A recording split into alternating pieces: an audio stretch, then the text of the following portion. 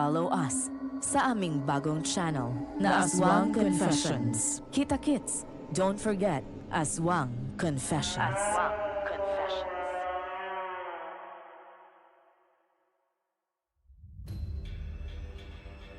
Ano? Ako ba ang magpapaliwanag, Aling Marta, o ikaw? Wala tayong oras para sa paliwanag. Kailangan nating mahanap ang apo ko bago... Bahuli? O tuldukan? Ano ba talagang apo mo, Aling Marta? Wala akong oras makipagtalo sa inyo. Tulungan niyo akong hanapin siya. Wala nang ibang paraan, Aling Marta. Alam mong dapat na itong matapos. Dati ko pang sinabi sa inyo to. Apo ko siya, Isko. Siya na lang ang natitira sa akin. Hindi ko siya pwedeng basta na lang abandonahin.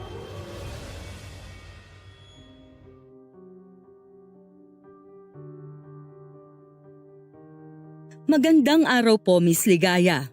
At sa inyong mga tagapakinig. Ako si Joanna, 45 taong gulang. Nais kong ibahagi ang kwento namin ng kuya kong si Dario, kung paano namin tinakasan ang aming ina at sinubukang magsimula muli. 24 si kuya noon, ako naman ay 21. Matagal naming pinagplanuhan ang pag-alis at sa tulong ng mga kaibigan, nakahanap kami ng matutuluyan sa isang baryo sa Iloilo. Nang dumating ang tamang panahon, hindi na kami lumingon pa at tuluyan nang umalis.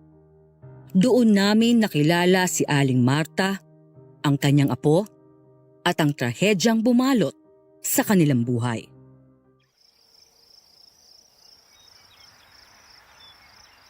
Joanna? Joanna? Joanna, gumising ka na. Gumising ka na, sabi ng konduktor. Malapit na tayo sa ating bababaan. Napakalayo na natin sa Maynila. Oo, Joanna. Malayong malayo na tayo sa kanya. Wala kayong kwentang mga anak. Ano ha? Iiwanan niyo na lamang ako mag-isa? Mga walang hiya! Walang modo! Walang utang na loob! Huwag mo na siyang isipin, Joanna. Malayo na siya. Hinding-hindi niya na tayo masasaktan pa kahit kailan. Sisiguraduhin ko. Hindi ko siya iniisip. Kasi na tayo, mawa na tayo dito. Yung tatlo. Napayos na kayo.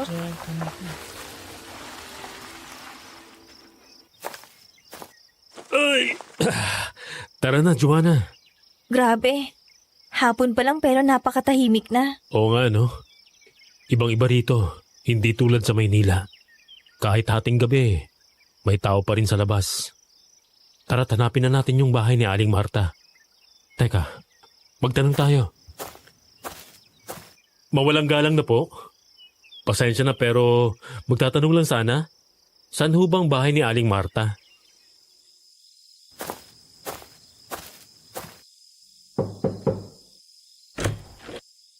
Magandang gabi po. Dito po ba ang bahay ni Aling Marta? Ako siya. Bakit? Ako po si Dario. At ito ang kapatid ko si Joanna. Tayo po'y nakapag-usap na sa telepono. Kami po yung kinuha niyong bagong katulong sa bigasan pati na sa bahay. Ah, kayo pala yun. Alika, pasok kayo. Mahaba ang biyahe niyo, sigurado akong pagod kayo. Alika kayo't maupo. Saktong dating niyo at magdidilim na. Buti naman at hindi kayo nahirapan sa biyahe. Nako, napakalayo pa ng Manila. Kamusta ang daan? Hindi ba nakakapagod? Mahaba po. At nakakapagod po talaga pero maayos naman. Grabe po dito, no? Nakakatuwa, napakatahimik. Wala pang 6:00 halos paubos ng tao sa kalsada. Oh, teka. Uminom muna kayo. Dito, iba ang takbo ng oras. Walang pagmamadali. Maaga ring nagsasara ang mga tindahan. Pasensya na kung hindi ko kayo nasundo sa pantalan. Nasa talipapa pa ako't hindi ko maiwan. Yan ang aking negosyo. Meron akong bigasan at mga panindang tuyo. Diyan ko kayo ilalagay. sa pag-aasikaso ng paninda at syempre sa mga gawain dito sa bahay. Alam niyo naman kapag tumatanda na hirap na sa mabibigat na trabaho. Huwag po kayo mag-alala, Aling Marta. Wala pong problema sa amin yan ng kuya. Dati naman na kami nagtrabaho sa palengke sa Maynila, kaya sanay kami magbanat ng buto. Mabuti yan. Kasama na rin dito sa bahay ang matutuluyan niyo. May kwarto kayo dyan sa isang maliit na bahay sa bakuran. May sariling banyo at kuryente kaya hindi kayo mahihirapan. Sa trabaho naman, lingguhan ang pasahod. Si Joanna ang mag-aasikaso dito sa bahay, samantalang si Dario naman ay tutulong sa bigasan. May pahinga kayo tuwing linggo para hindi kayo masyadong mapagod. Pero minsan, may konting gagawin pa rin. Ayos ba sa inyo? Opo, ayos po yun. Salamat. Opo, maraming salamat po sa pagkakataon, Aling Marta. Mabuti naman. Meron lang akong ilang patakaran. Una, huwag kayong lalabas kapag gumabi na. Kahit anong mangyari, manatili lang kayo sa loob. Ganun po ba? Pangalawa, siguraduhin yung palaging nakakandado ang mga pinto bago matulog. Ligtas naman dito sa baryo pero mas maganda na sigurado ano. Opo. At panghuli, huwag niyong lalapitan ang silid sa may likod ng bahay na to. Doon nakatira ang aking apong si Luisa. Mahina ang pangangatawan niya, may sakit, at kailangan niyang magpahinga palagi. Hindi siya pwedeng lumabas ng kwarto niya kaya lagi lang itong nakasara. Ganun po ba? Kawawa naman po si Luisa. Ano po ba Huwag na nating pag-usapan yan sa ngayon. Sigurado akong gutom na kayo. Tara na sa lamesa at maghapunan na tayo. Maganda ang daloy ng tubig, tsaka hindi malamig. Maligo ka na pagkatapos mong ayusin yung gamit natin. Teka, nilak mo bang pinto? Oo, kuya. Sarado na. Sige lang, tapusin ko lang to mga damit bago ako maligo. Nakakapanibago, no, kuya? Tahimik. Wala nang sigaw ni nanay. Wala nang nagbabantay sa bawat kilos natin. Parang ang gaan ng pakiramdam. Oo, parang hindi pa totoo. Parang isang mahabang bakasyon lang to. At isang araw, gigising tayo ulit sa dati. Pero hindi, di ba? Totoo to. Tayo na lang. Tayo ang masusunod. Oo nga, kuya. Nakakalungkot lang si Aling Marta. Kanina napansin ko may mga lumang litrato sa dingding. Bata pa yung babae sa larawan. Siguro apo niya. Maganda. At mukhang mabait naman. Sayang lang.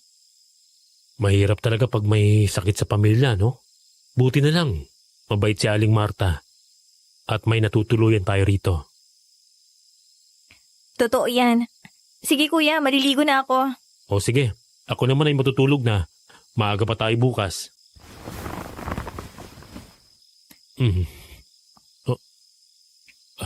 Ano yun? Kuya?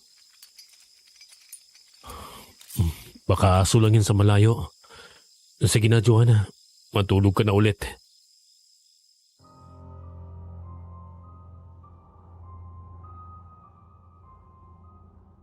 Mabilis kaming nasanay sa bahay kasama si Aling Marta.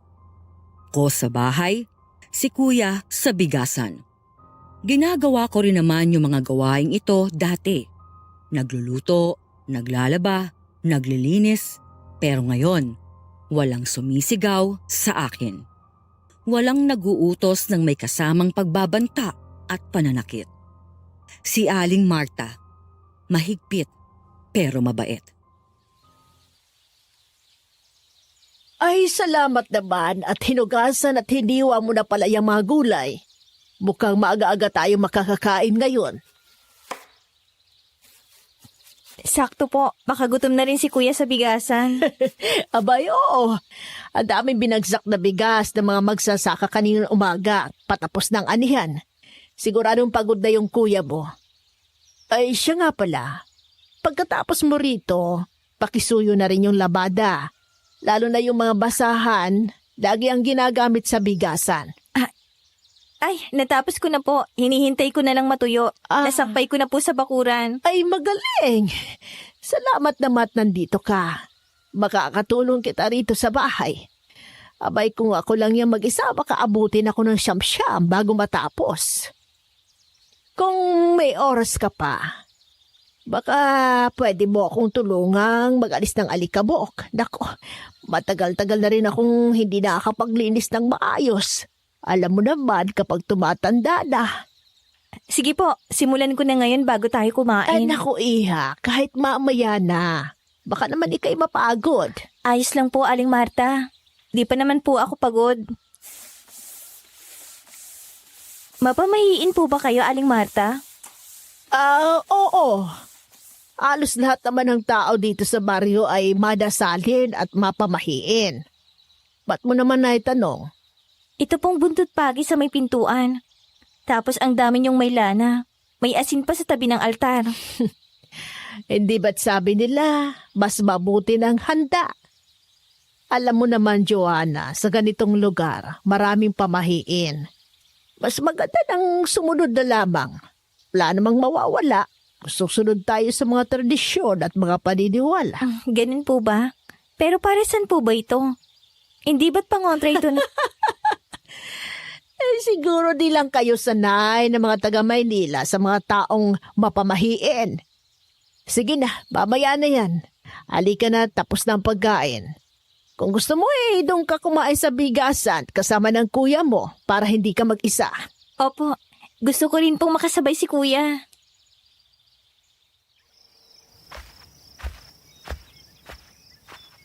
Bili na ako kaya. Paano? Bilhin po kayo. Kuya, dinalan kita ng pagkain. Sabi ni Aling Marta, sigurado daw siyang hindi ka na naman titigil hanggat hindi tapos ang trabaho mo. Aba, tama yun. Sakto't gutom na ako. Kumusta ka naman dito? Dami raw binagsak na bigas kanina. Sobra. Tapos na ang anihan kaya ang daming nagbebenta kayon. Teka, Joanna. Ikaw, napansin kong nagigising ka ulit sa gabi. Parang hindi ka na naman maimbing matulog. Huwag mo akong intindihin, Kuya. Si nanay na naman ano?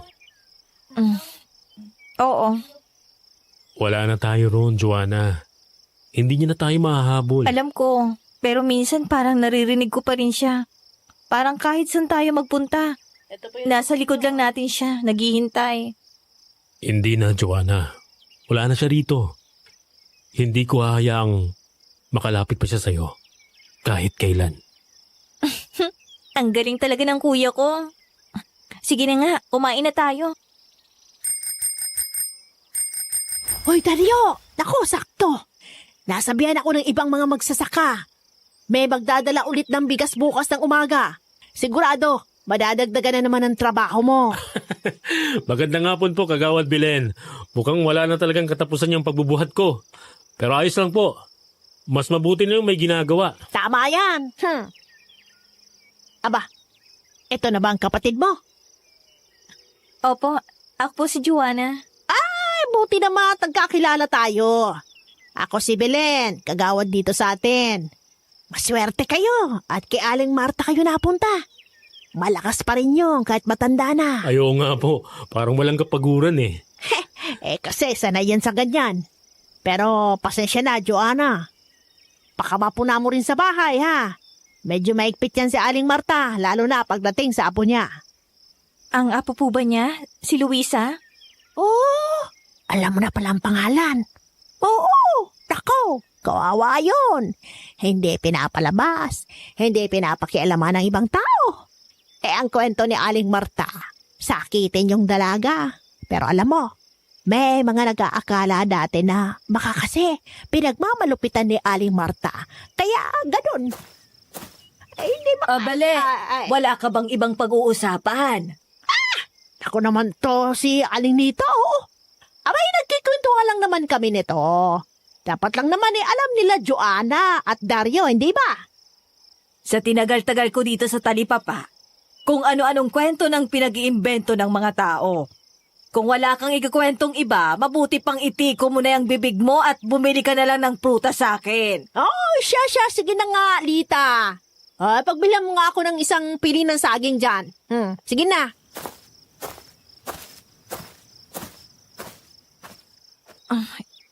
Ganun pa rin nangyari kay Aling Marta. Naiiyak kasi ako magtanong tungkol sa apo niya. Oo nga.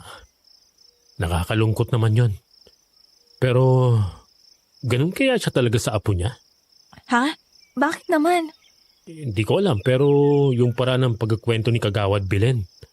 Tapos biglang putol ni Aling Nita. Para bang may gustong itago? Baka naman chismis lang talaga. Siguro.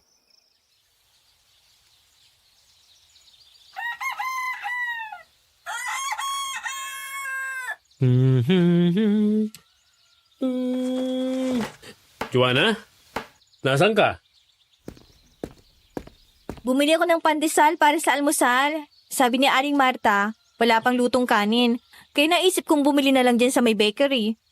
Tara na't kumain na tayo sa taas, kuya. Sabi ni Aling Marta, sumabay na tayo sa kanya. Ayos yan, Joanna. Pero mauna ka na. Tapusin ko lang tong bodega saglit. Aba, bakit may punit-punit na mga sako dito? Naku, ang laki naman ng punit. Napakalalaking daga naman siguro nito. Mabuti pang sabihin ko to kay Aling Marta. Baka may mga pumapasok na hayop dito tuwing gabi. Teka, 1, 2, 3. Bakit parang kulang yung mga manok sa kulungan? Dario! Nako, Utoy.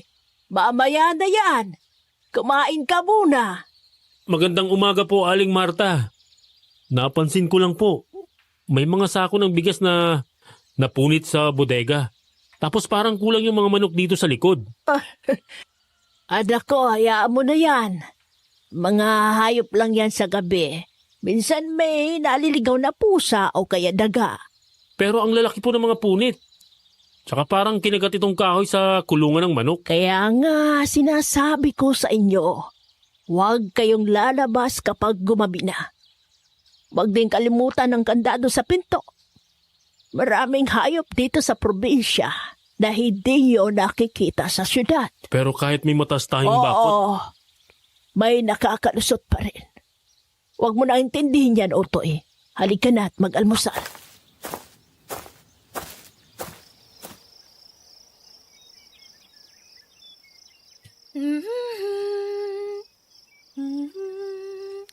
Ayan.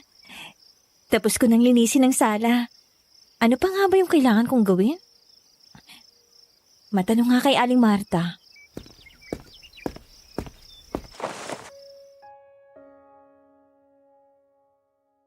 Lola, parang hindi ko na kaya. Kaya mo yan, Apo. Oh, saglit lang ha. At pupunasan kita. Lagi na lang ganito. Lola, parang lalong lumalala. Hindi. Hindi lumalala.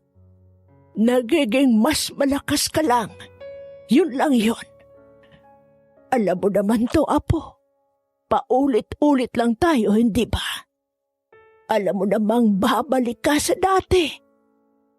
Pero Lola, iba to ngayon. Para akong shhh. Huwag mong sabihin yan. Huwag mong isipin yan. Hindi totoo yan. Napapagod ka lang. Kakayanin mo ito, Luisa. Kakayanin natin ito. Gusto mo bang maglakad-lakad sa bakuran mamaya? Pakiusap, Lola. Ayoko na. Huwag kang magsalita ng ganyan, Apo. Alam mong wala tayong ibang pagpipilian. Mas mahirap kung sumuko ka. Mas mahirap kung hindi mo ito kinaya. Ayaw mo doon, hindi ba? Ayaw mo akong iwan. Ayoko po. Oh, kita mo na. Kaya kailangan mong lumaban. Mahal kita, Apo. Gusto ko lang kung anong makakabuti sa'yo. Parang si nanay. Oh, baka mahuli ako. Joanna. Nandito ka pa pala. Tapos ka na ba dito sa salas? Opo, Aling Marta. Mabuti. Sige, magpahinga ka na. Huwag mo kalimutan. Ilak niyo ang pinto niyo mamayang gabi.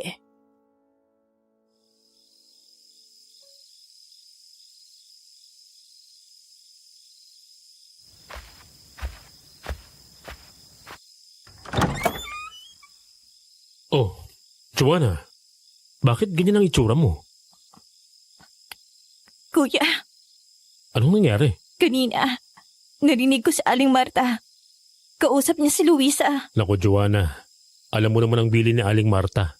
Baka mapagalitan tayo niyan. Hindi ko naman sinasadya, kuya. Anong pinag-uusapan nila? Mahina lang ang boses nila. Pero parang may sakit nga talaga si Luisa. Parang nahihirapan siya. Pero hindi ko maintindihan. Si Aling Marta, parang hindi normal ang paraan ng pagsasalita niya. Anong ibig mong sabihin? Parang pilit niyang pinapalakas si Luisa kahit hindi na kaya ng dalaga. Pero kuya, Pero ano? ganun ang mga salita dati ni nanay, di ba? Joanna, Pasensya na kuya. Pero naaalala ko. Ganyan ang mga sinasabi dati ni nanay. Bago niya tayo. shh! Walang kailangang ikahingi ng pasensya, Joanna. Alam ko, mabigat pa rin ang dala natin dahil kay nanay. Sige na. Magpahinga na muna tayo. Baka sa pagod lang yan. Matulog na tayo.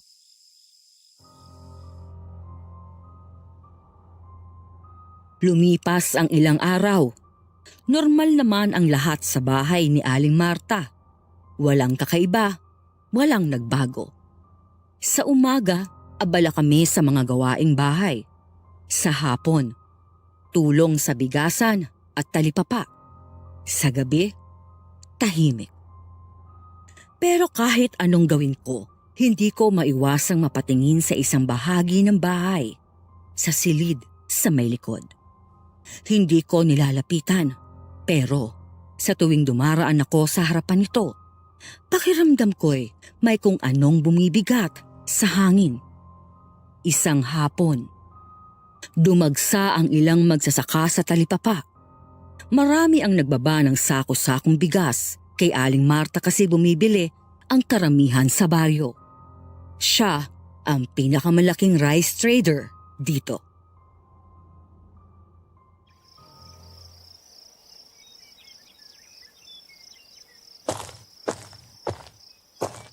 O Joanna, magandang hapon.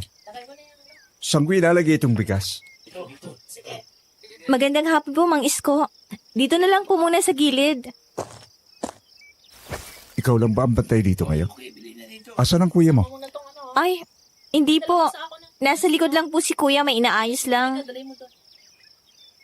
Mukhang maganda ang anihan nyo ngayon ah.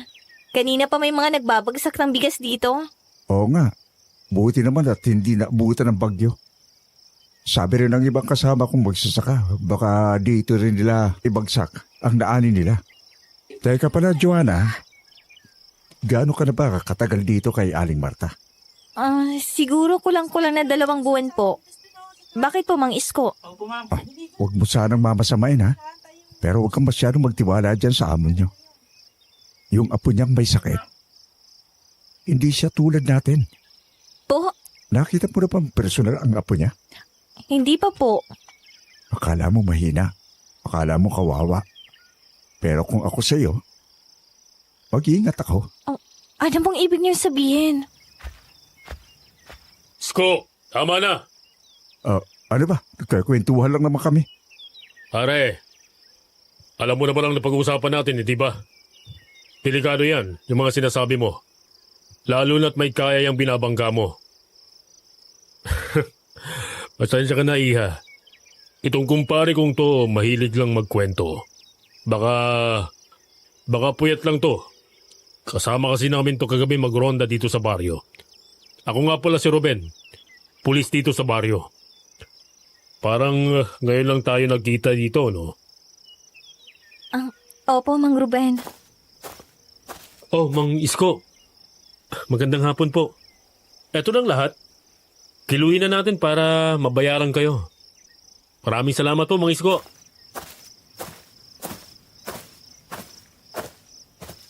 Bakit ganyan ang itsura mo, Joanna? Wala, kuya. Wala lang.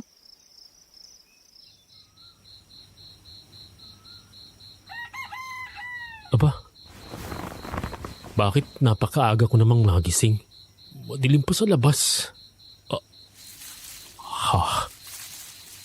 Ano yun?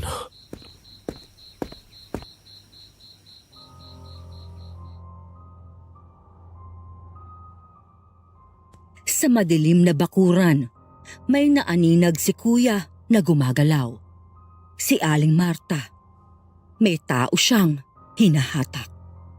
Halos buhat na niya ang habang pasuray-suray na naglalakad pabalik ng bahay. Nagpupumiglas ito.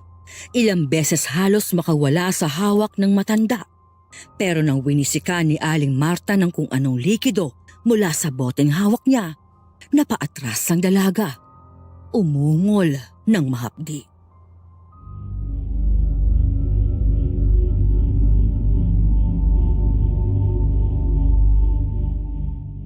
Diyos ko, dalaga?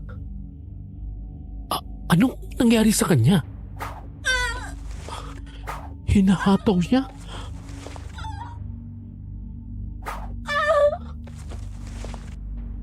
Tara na, Apo. Tara na at pumasok ka na. Malapit nang mag-umaga. Ayoko.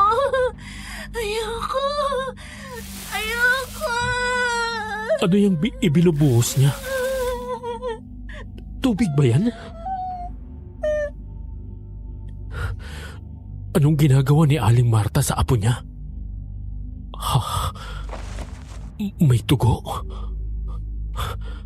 Mga manok? Diyos ko, bakit ganito? Bukas ang mga tiyan. Lasog-lasog. Baka inatake lang ng hayop. Baka kaya lumabas si Aling Marta at ang apo niya? Hindi eh.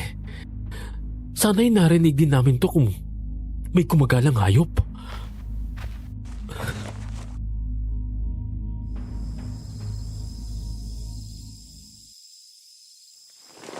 Sigurado ako sa nakita ko, Joanna.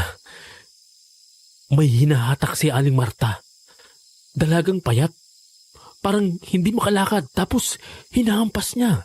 Baka naman may dahilan. Baka parusa. Hindi natin alam kung... Wala tayong kilalang matinong tao na nananakit ng kahit sino. Lalo na kung may sakit ang sinasabi nilang apo niya. Pero kuya, ano ba talagang iniisip mo? Sa tingin mo sinasaktan ni Aling Marta ang apo niya? Ano pa bang ibang paliwanag? Akala ko dati mahigpit lang siya. Pero ngayon para siyang... Basta hindi ko maipaliwanag. Kuya, may napansin ako. Ano yun? Ayoko sanang sabihin. Kasi baka isipin mo nag-iisip lang ako ng kung ano-ano. Joanna, sabihin mo na. Napansin ko lang. Tuwing pupunta kami sa palengke, ang dami niyang binibiling atay. Bituka, dugo. Baka sabihin mong marami siyang hinahanda. Pero kuya, hindi ko yung nakikita sa bahay. Kahit minsan hindi siya nagluto ng ganon. Saan niya dinadala? Yun ang hindi ko alam. Pero hindi ko rin siya nakikitang kumakain ng kahit anong may dugo. Ano pa? Bumababa rin ako sa tindahan minsan. At napansin ko, ang dami niyang binibiling asin. Asin? Oo. Alam ko naman na may ginagamit sa pagluluto. Pero ang dami, kuya. Halos linggo-linggo siyang bumibili. Pero wala akong nakikitang asin na nakabukas sa kusina. Anong gagawin natin, kuya? Wala muna. Wala tayong gagawin hanggat hindi natin naiintindihan kung ano talagang nangyayari rito. Joanna?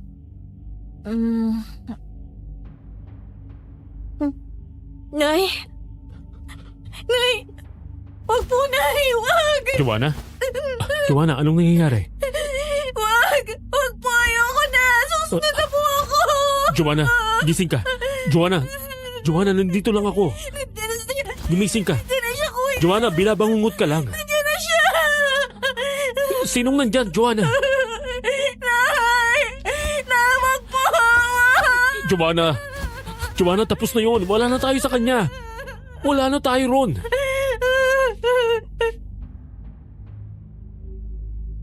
Wala kang kwentang bata!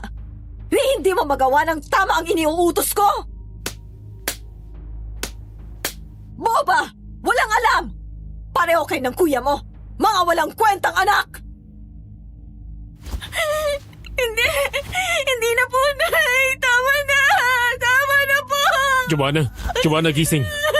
Wala na tayo sa kanya. Joanna! Kuya! Nandito ako, Joanna. Wala na si nanay. Ligtas ka na. Kuya, ramdam ko pa rin. Parang nandito pa rin siya. Yung hampas niya, yung galat niya, yung paraan niya ng pagsigaw, lahat yun, kuya, lahat. Joanna. Kapag nagkamali ako, sinasaktan niya ako. Kapag hindi ko nakuha ang gusto niya, kinukulong niya ako. Hindi niya ako pinapakain. Hindi ako pwedeng umiyak kasi lalo siyang magagalit. Noon dati ikaw ang binubugbog niya, kuya. Pero nung lumaki ka, nung hindi ka na niya kayang kontrolin, ako na lang yung binubugbog niya. Ako na lang yung pinaparusahan niya. Ginamit niya ako para gawin kang sunod-sunuran. Alam ko. Pero kuya, kahit wala na siya, kahit umalis na tayo, parang naririnig ko pa rin siya. Parang kahit saan tayo magpunta, nasa likod lang natin siya naghihintay. Hindi na, Joanna. Hindi na niya tayo maahawakan. Hindi niya na tayo masasaktan.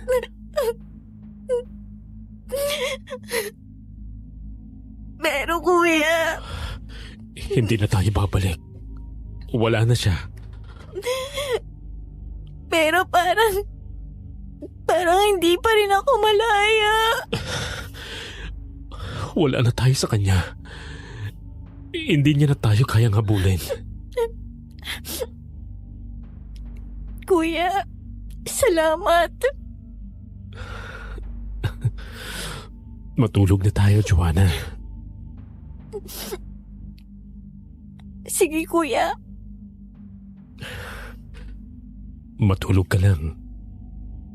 Nandito lang ako. Salamat, kuya.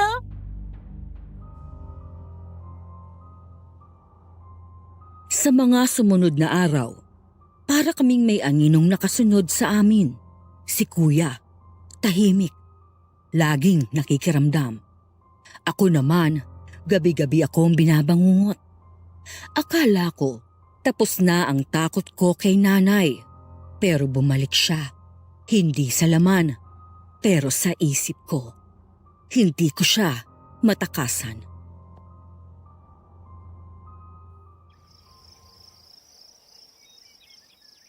Ay, Sugi, bili na kayo. Oh, Joanna! Magandang umaga. Magandang umaga po, kagawad. Pasensya na po. May kailangan lang akong ayusin sa bahay. Oh! Anong nangyari sa kapatid mo, Dario? Parang hindi siya kagaya ng dati. Magandang umaga po, kagawad. Si Joanna po. May ilang gabi na rin po siyang binabangungot. Kulang sa tulog at hindi masyadong kumakain. Ay, ganun ba? Naku! may kinalaban ba yan sa nanay niyo? Opo. Di po ba't naikwento ko na rin sa inyo ang tinakasan namin mula sa Maynila?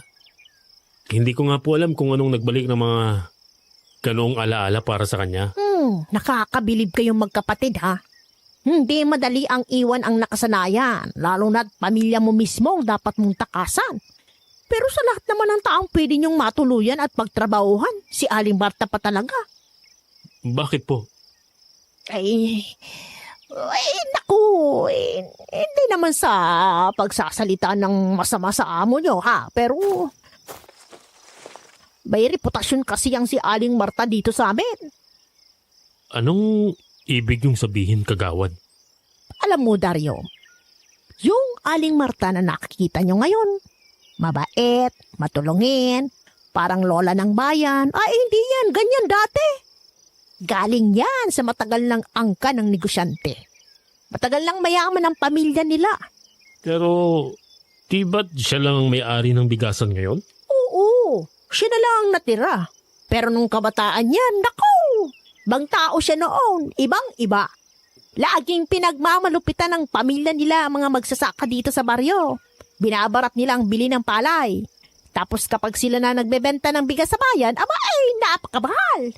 Wala namang magawa ang mga tao. Sila lang naman kasi ang bumibili.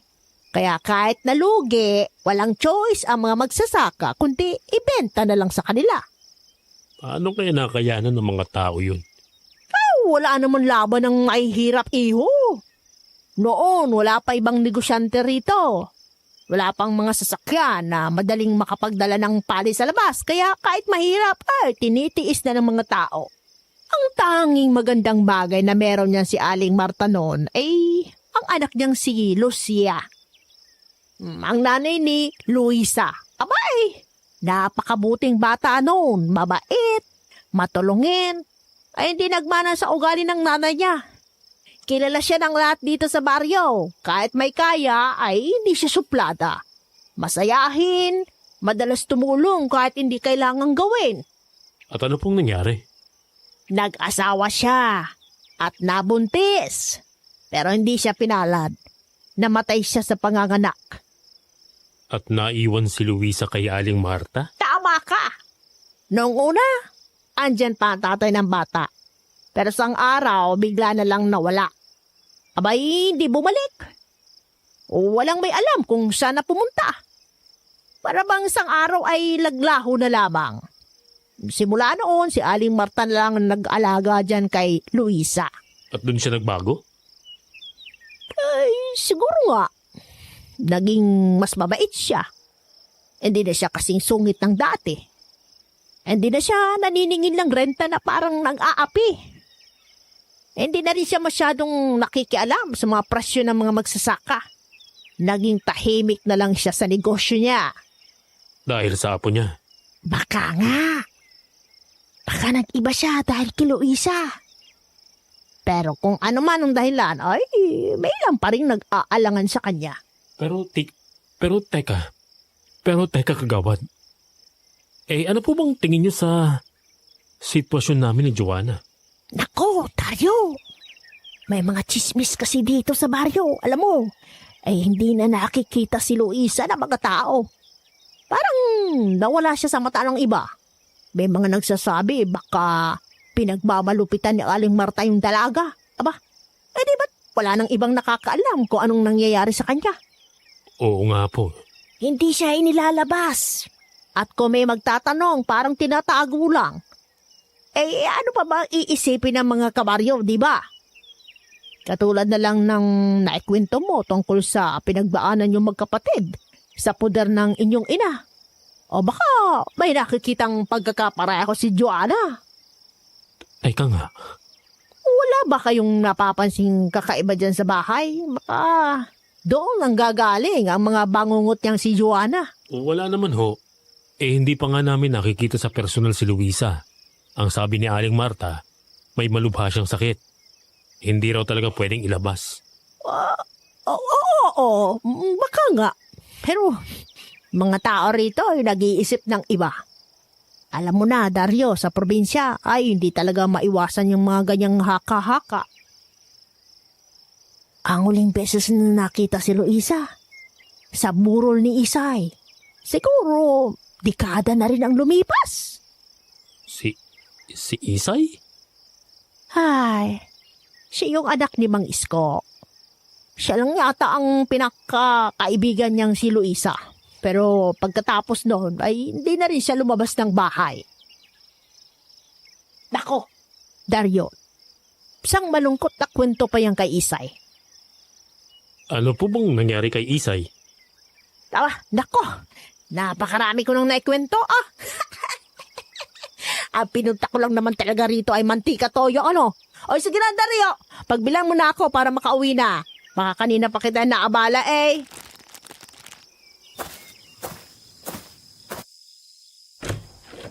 Joanna? Bakit ganyan ang itsura mo? Kuya, Anong nangyari? kanina, nasa bahay ako. Iniwan ako mag-isa ni Aling Marta saglit. Tahimik sa loob. Halos wala akong marinig. Pero nung dumaan ako sa may likod, may narinig akong umiiyak.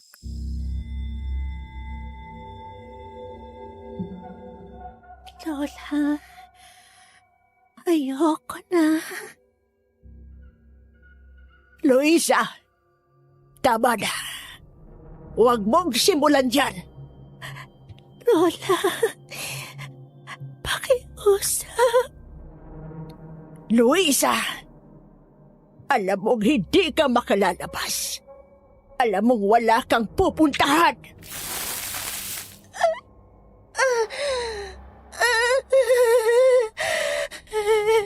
Ayoko, Lola.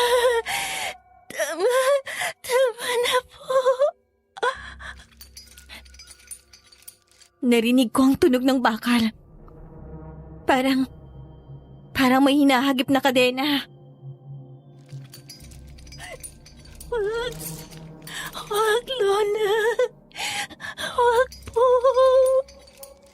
Tumigil ka, Luisa. Huwag mo akong pilitin. Ginagawa ko to para sa'yo. Kuya, ginapos niya. Hindi na talaga tama ang mga nangyayari. Alam kong may mali. Alam kong may tinatago siya. Anong gagawin natin, kuya? Hindi tayo pwedeng manahimik. Kailangan nating malaman ang totoo.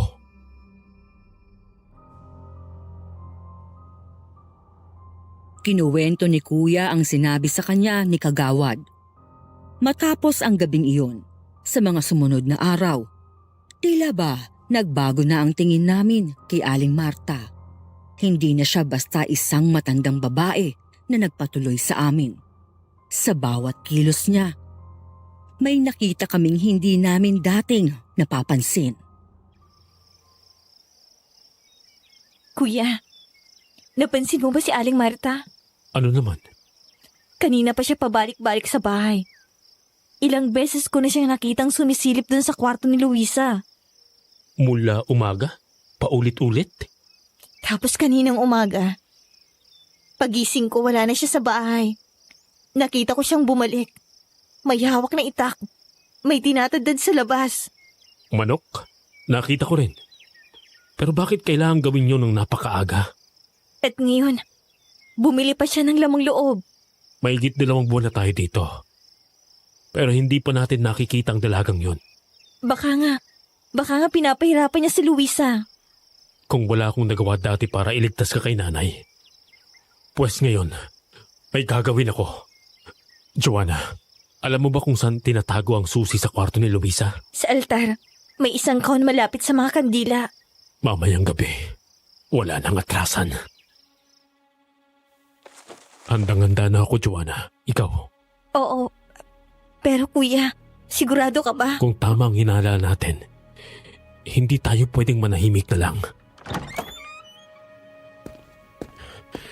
Tama ka, Joanna. Nasa altar nga ang susi. Kuya, ang dilim. Tahimik lang tayo, Joanna. Diyos ko. Halika, tulungan mo ko. Kawawa siya. Payat na payat. Ang lala ng pasa sa pulso niya. Joanna, tingnan mo to. May sugat pa sa bukong-bukong. Bakit siya nakakadena ng ganito? Kuya, kailangan ilabas natin siya dito. Hindi ko alam kung anong ginawa sa kanya. Pero hindi siya dapat nakagapos ng ganito. Sino kayo? Luisa? Apo ka ni Aling Marta, hindi ba? Huwag ka mag-alala. Nandito kami para tulungan ka. Wag. Hindi. Huwag niyo akong pakawalan. Luisa, huwag kang matakot. Tinutulungan ka lang namin. Lola, nasan si Lola? Luisa, hindi ka na namin pababayaan. Hindi. Tutulungan ka namin. Hindi niyo naiintindihan. Hindi ako dapat... Luisa? Gutom. Kuya, bakit parang...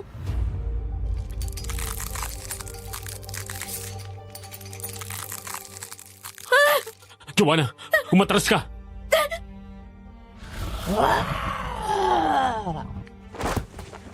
Kuya! Takbo!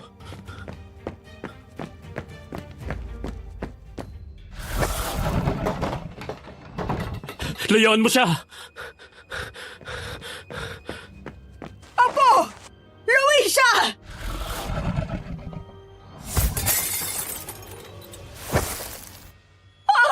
Anong ginawa ninyo? Iniligtas namin si Luisa! Iniligtas! Wala kayong nalalaman! Wala kayong alam! Hindi nyo alam kung anong pinakawalan ninyo! Akala namin... Akala nyo, ganun na lang! Ano ba kasing tinatago nyo? Ha? Ano talagang apo mo, Aling Marta? Hindi siya dapat nakawala! Hindi nyo naiintindihan! Nasa talipa pa siya. Kuya, dali! Nasaan siya? Ano nangyayari dito? Mangisko, ano bang... Nagro-ronda ako kasama ang mga tanod nang marinig ko ang ingay. Ano tong gulo? Isko, nakawala si Luisa! Sinasabi ko na nga bang darating din ang araw na to. Po? Ako ba ang magpapaliwanag, Aling Marta, o ikaw? Wala tayong oras para sa paliwanag. Kailangan nating mahanap ang apo mo. Mahuli? O tuldukan? Ano ba talagang apo mo, Aling Marta? Wala akong oras makipagtalo sa inyo. Tutulungan niyo akong hanapin siya. Wala nang ibang paraan, Aling Marta. Alam mong dapat atong matapos. Dati ko pang sinabi ito sa iyo. Apo ko siya, Isko. Siya na lang ang natitira sa akin. Hindi ko siya pwedeng basta na lang abandonahin. At papaano naman ang anak ko? Ha? Anong ibig niyong sabihin, Aling Marta? Matagal na. Bago pa siya ipanganak. May kasalanan ako hindi ko na mababawi. At dahil sa kasalanan mo, nadamay pa ang anak ko! Anong ibig mong sabihin? Si Luisa, hindi na siya normal. Nung ipanganak siya ng anak ko si Lucia, kulay abuhang balat niya. Hindi siya umiiyak. Walang buhay ang katawan niya at kinuha niya ang huling hininga ng ina niya. Ano siya? Aswang! Aswang ang apo ni Aling Marta! Si Luisa, ang pumatay sana kung si Isay! Apo ko siya, Isko. Siya na lang ang natitira sa akin. Hindi ko pwede pabayaan siya. Hindi niya sinasadya ang nangyari nung araw na yon. Wala siyang kontrol sa kanyang sarili. Hindi niya sinasadya? Anong palagay mo sa nangyari sa anak ko, Aling Marta? Swerte kang hindi kita pinatay noon pa! Nandyan siya sa may sulok. Malapit sa mga manok. Ang baho. Amoy dugo. Huwag kayong masyadong lumapit. Dario, doon ka sa kabila. Kunin mo tong lana. Pagka siya'y lumapit sa'yo, sabuyan mo siya niyan. Teka, Isko, anong gagawin mo? Kung Isko, anong dapat ay matagal nang ginawa. Sige, Dario. Dahan-dahan lang. Pagkalan mo ang paglapit. Lola. Oo, Apo. Ako nga ito, Apo. Dario, sa kanan. Sige, Kuya, wag! Baka sugurin ka niya! Kuya, wag! Baka sugurin ka niya! Wala na siyang ibang tatakbuhan. Apo, ayos lang. Ayos lang ang lahat, Apo ko. Pagod na po ako. Ayoko na. Pagawalan niyo na ako. Ay, hindi, Apo. Kaya pagkatagalagaan, hindi kita iiwan, Apo. Masakit. Lahat masakit. Gusto ko na pong pagpahinga. Naaalala mo pa ba ako, Luisa? Opo, mangis ko.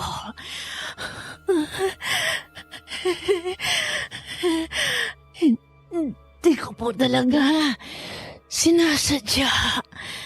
Hindi ko nakontrol ang sarili ko. Patawad po. Naglalaro lang kami noon eh. Isay.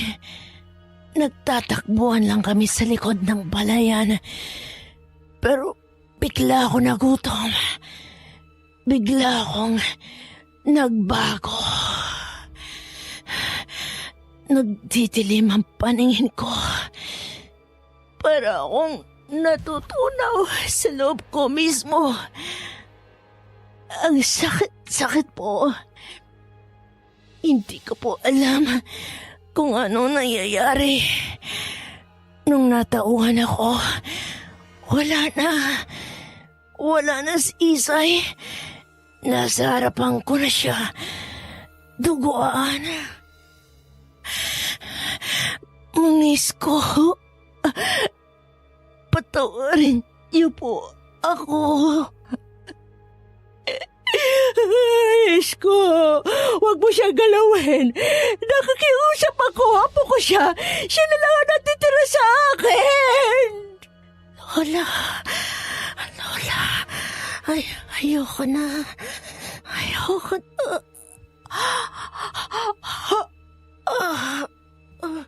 Mangis ko. Tulungan niyo po ako. Parang awa niyo na. Hindi. Wag, Isko. May paraan pa.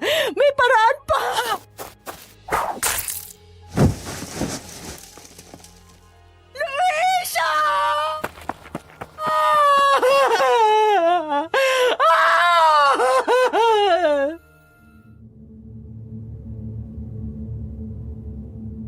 Ruben, tapos na.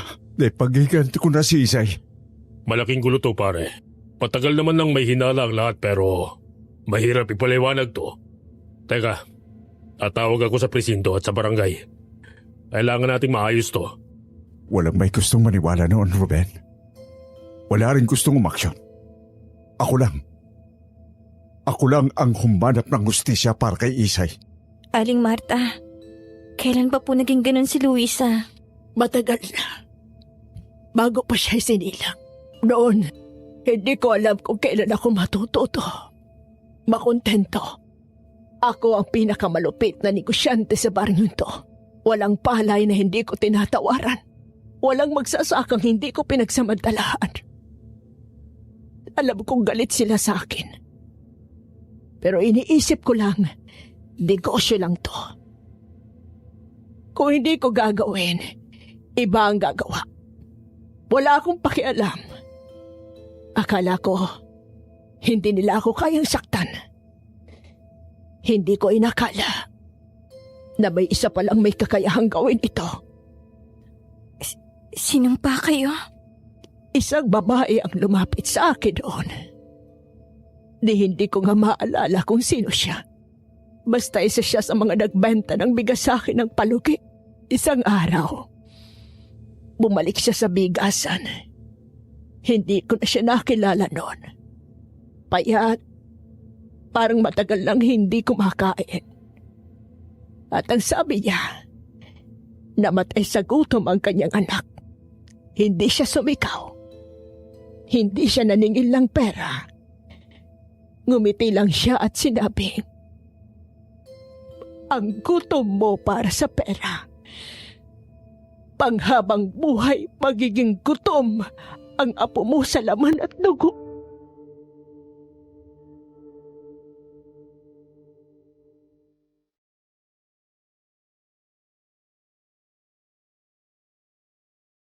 At si Luisa, siya ang naging kaparusahan.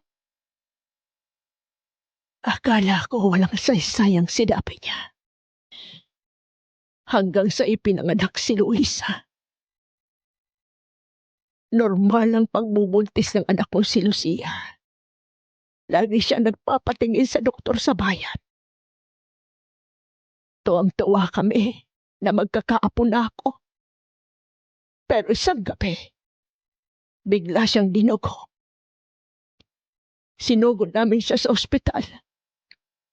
Pero nang lumabas si Luisa, alam ko may mali agad. Ano pong nangyari? Ilang oras lang matapos doon, binawian ng buhay ang anak ko. Kami ng asawa ni Lucia ang nag-alaga kay Luisa. Matagal siyang nasa incubator. Masela ng kalagayan.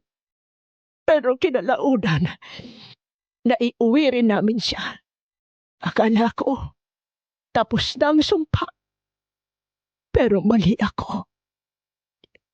Dahil sa sumpa. Isang gabi nakita ko siya. 4 o 5 taong gulang pa lamang. Mahimbing na natutulog. Pero may dugo sa gilid ng labi niya. At sa sahig ng kwarto niya, nakakalat ang patay na tuta na inalagaan namin. Doon ko lang siya nakitang masaya. Busog. Diyos ko. Sinubukan kong kalimutan. Isinuwalang bahala ko. Iniisip ko, aksidente lang. Pero ang ama niya, hindi kinaya. Isang gabi, bigla na lang siyang lumayas. Sinabing wala siyang anak na halimaw. Doon, pinapayagan ko pang lumabas si Luisa. Sinubukan kong gawing normal ang buhay niya. Pero isang araw, nangyari ang hindi dapat mangyari. Ang nangyari kay Isay. Si Isay? Siya lang ang nag-iisang kaibigan ni Luisa doon. Lagi silang magkasama. Hindi ko man gustong aminin pero malapit sila. Kaya hindi ko alam. Hindi ko alam kung paano nangyari. Isang hapon, naglalaro lang sila sa likod ng bahay. Narinig ko ang tili ni Isay. Akala ko nadapa lang sila. Pero nang sumilip ako sa bintana, nakita ko si Luisa. Nakaluhod sa ibabaw ni Isay at ang dugo. Hindi. Noong gabing yun, hindi na siya kailanman lumabas muli. Sinubukan kong alamin.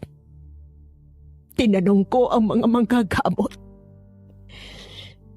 Isa siyang nilalang na hindi ko lubos na naiintindihan. Pero ang alam ko, kapag hinayaan kong magutom siya, mawawala siya sa sarili niya. Hindi niya kayang pigilan. Kaya tuwing gabi, doon lang siya sa loob ng bakuran. Hindi siya pwedeng makawala.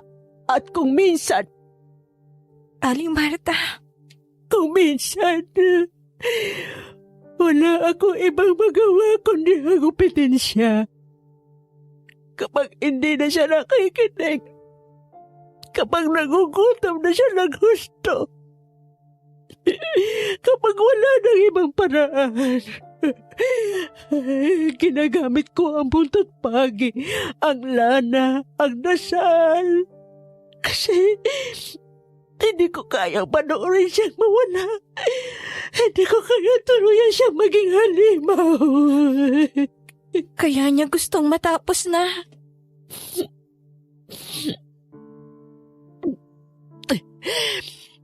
Doon pa niya ako pinakikiusapan. Lola, gusto ko nang magpahinga. Lola, masakit na. Ay, hindi ko nagawa. Hindi ko siya kayang iwan. Siya na lang ang natitira sa akin. Siya ang huling alaala ng anak ko. At sa huli, para bang ibinihag niyo siya? Ako ang nagkulong sa kanya. Ako ang humawak. Naglagay ng gapos. Hindi ko siya binitiwan kahit alam kong gusto niya nang mawala. Bakala ko, kaya ko pang baguhin ang kapalaran niya.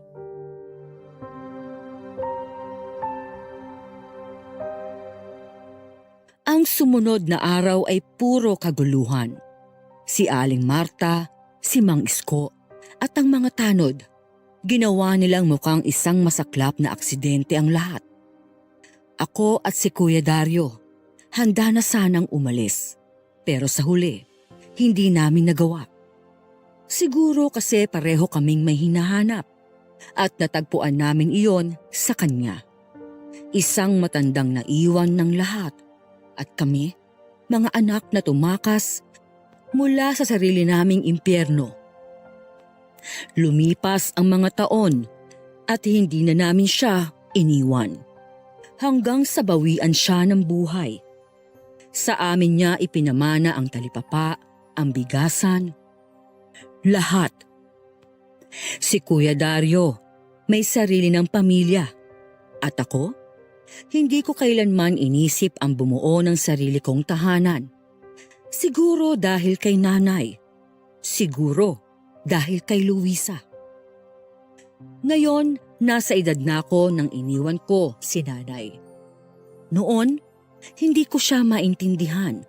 Hanggang ngayon, hindi pa rin malinaw kung bakit siya naging ganon kasama. Pero sa lahat ng taon na lumipas, may natutunan ako. Hindi lahat ng halimaw ay masama. At hindi lahat ng tao, ugaling tao talaga. Dahil ang iba, mas masahol pa sa pinakamabangis na nilalang. Kahit pa kadugo mo, kahit pa pamilya mo.